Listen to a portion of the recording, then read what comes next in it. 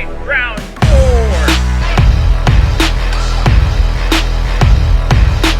4. Madaling sumali, kahit sino pwede. And open for everyone. Newbie-friendly organization when it comes to racing. Marami nga sumasali dito na stock lang pero pinakabawal lang nila is yung goma nila.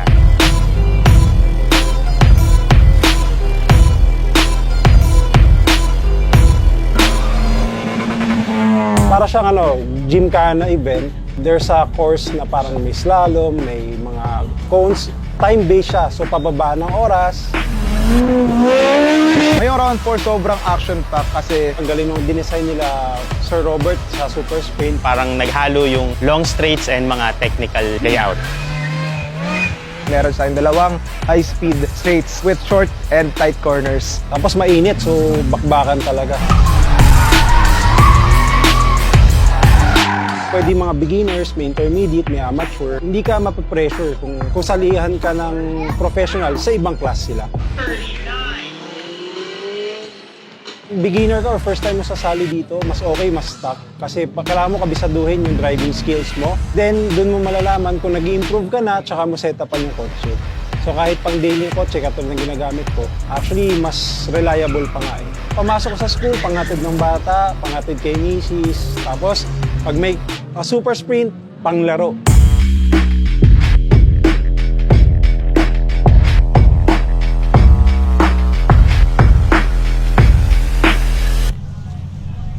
For me, safe siya kasi with the help of the marshals and the organizers, sobrang napapanatili nila yung cleanliness and orderliness ng tracks. Scrutineering team ng Super Sprint. So, ang ginagawa namin dito, pag-check ng kotse kung pasado siya, kung pasok siya sa standards, safe ba siya, makapal na gulong, secured na baterya, secured na fuel cell, kung may tagas yung makina, yung upuan, seatbelt, kung gumagana.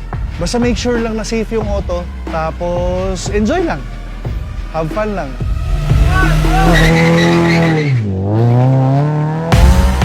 Of course, mga marshals na binabantayan nila yung track, if ever may accidents, nire-report naman agad and raises the yellow flag to tell na merong problem sa track. Yung mga nakita kong oras, may mga nagsi-65, may nag-70, may 62. Tapos ako, nakakuha kagad ako ng 62, 60, tapos puro 59 na.